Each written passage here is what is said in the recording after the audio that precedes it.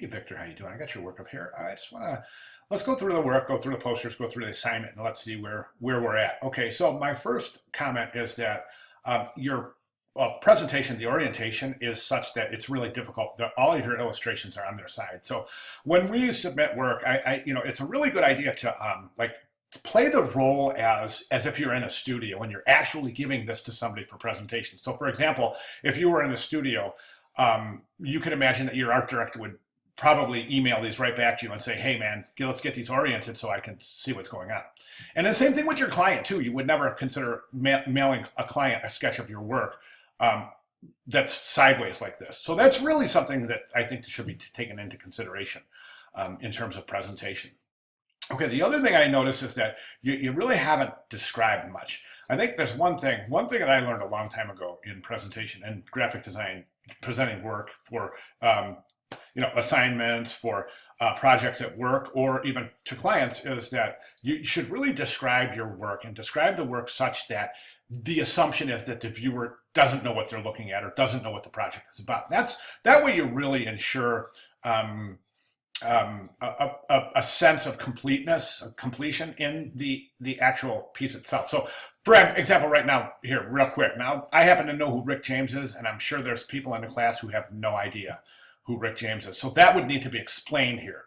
All right. And if you take a look at the project specs over here, this is another thing I just kind of wanted to bring your attention, is that this is week one, project one poster began, and then the project specs are right here. But over here we say, once you have completed your research and decided on 3 different topics, and I also go through that in the video, and that's over here.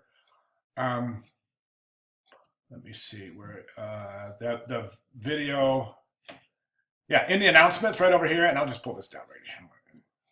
I just want to show you that right there. If you click that, you'll get to the announcements. And in the announcements, you'll see each week I introduce, and in this video right here, I introduce this assignment and explain and describe how to do it. Just likewise, I do in week 2 for week 2 assignments. So it's a really good idea to take a look at those.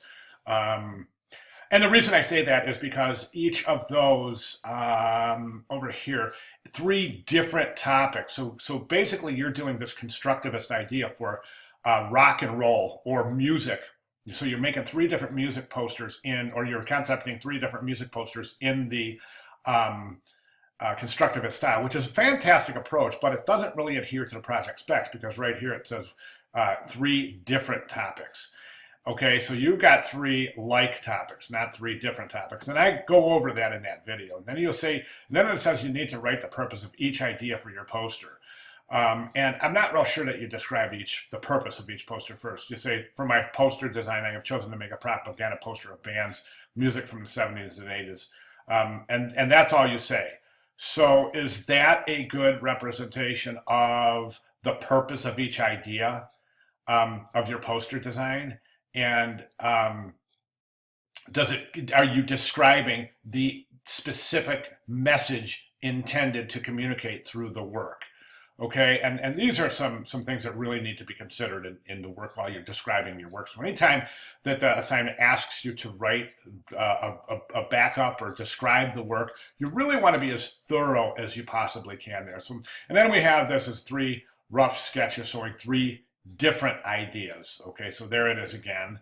So that's one thing I'm seeing, is that you're not showing 3 different ideas. You're showing 3 different. You're showing 3 iterations of the same idea. And that would be that constructivist approach to a rock music poster. Okay, so that other than that, I think if we would need to see 2 more ideas here, and to remain true to the assignment specifications. But as far as this goes, moving forward with this, you can go ahead and pick any one of these. I think either one would be just as interesting.